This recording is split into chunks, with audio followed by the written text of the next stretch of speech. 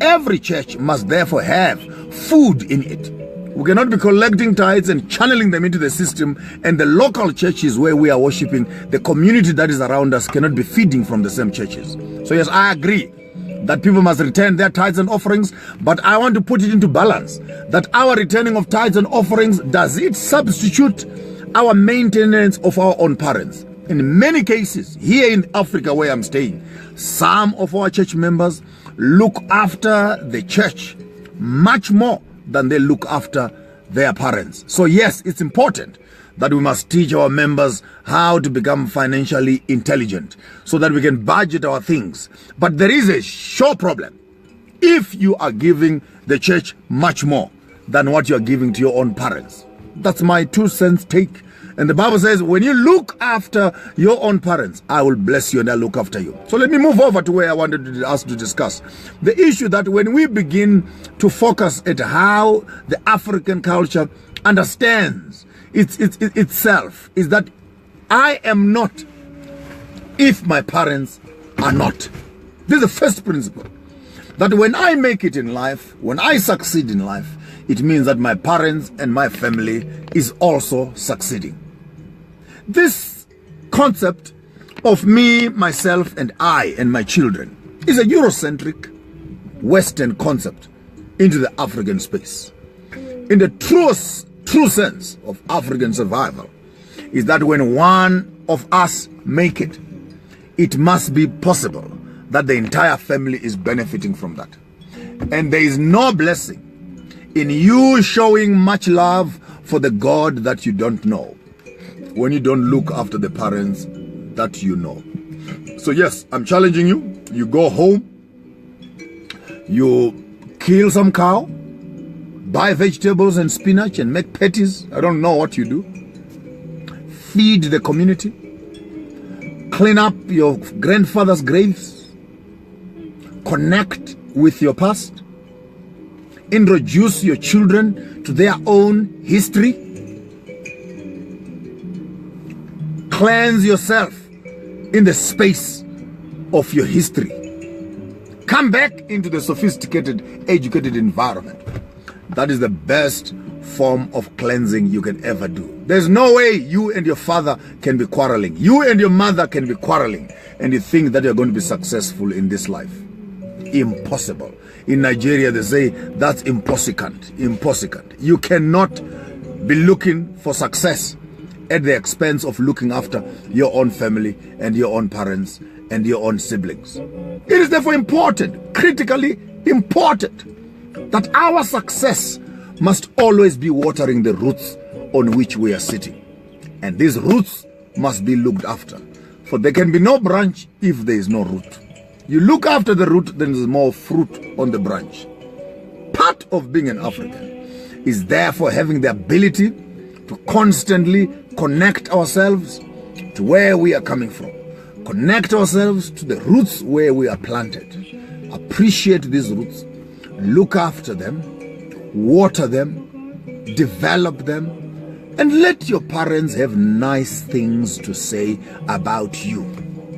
That is the best blessing that you can receive. Now, in conclusion, let me say this to you so that you can understand where I'm coming from. There is something that we call a divine blessing.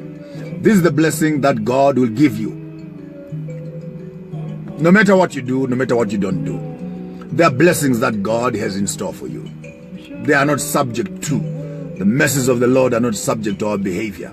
We don't teach righteousness by works. It's righteousness by faith. So they are what we call divine blessings.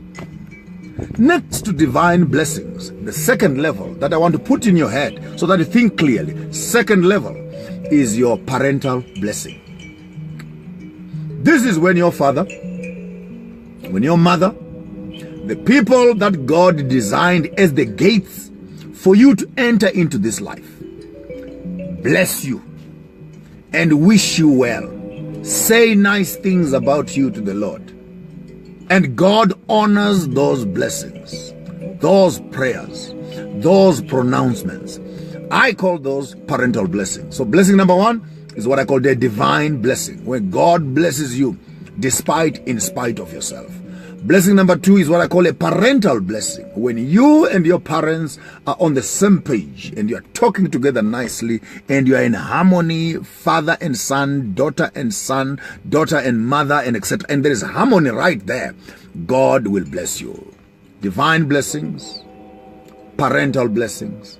Number 3 is what I want to call now the pastoral blessing or the prophetic blessings, which are pastor's blessings. Where your pastor, the one who is looking after you spiritually, prays for you, wishes things to be upon your life.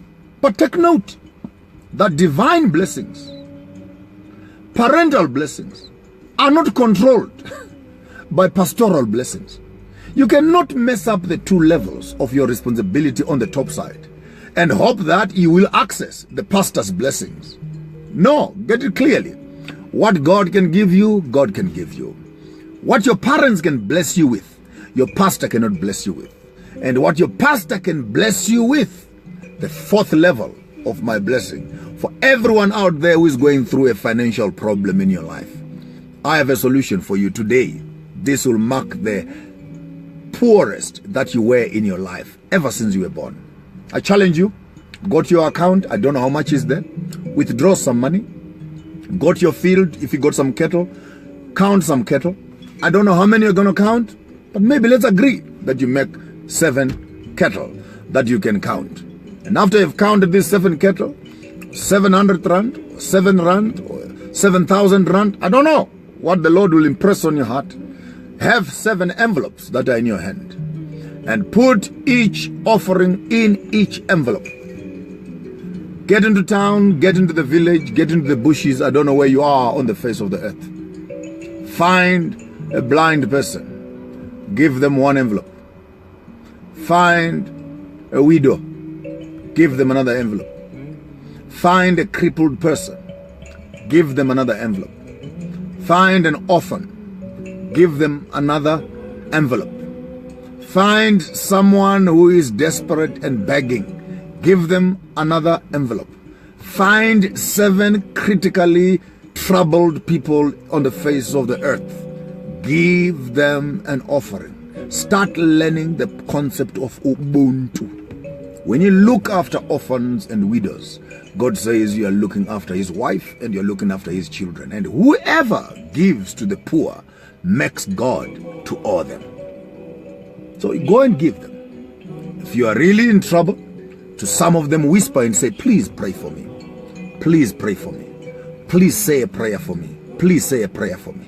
You will be shocked before you give away the 7th envelope. Someone will look in your eyes and say, truly there is a God in heaven and God has blessed me through you. You are an angel.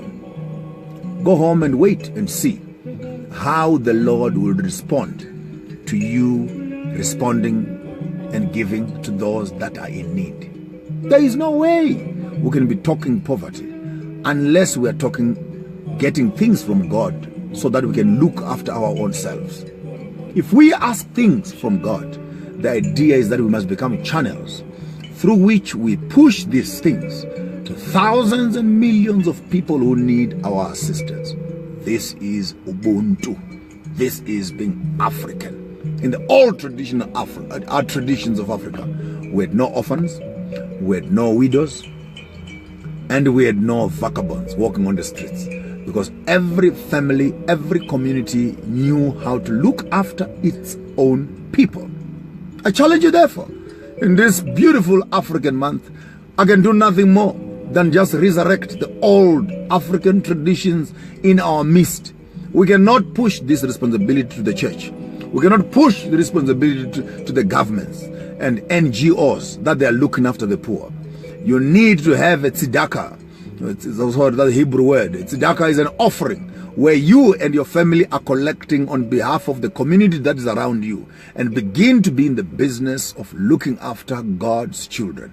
When you do for God what he cannot do for himself, then God will do for you what you cannot do for yourself. As you do God's business, God then is in the business of doing your business. Then what do you become? You become a partner together with God in looking after his community. We did not need to learn this from a Eurocentric religion as Africans. this is what we were.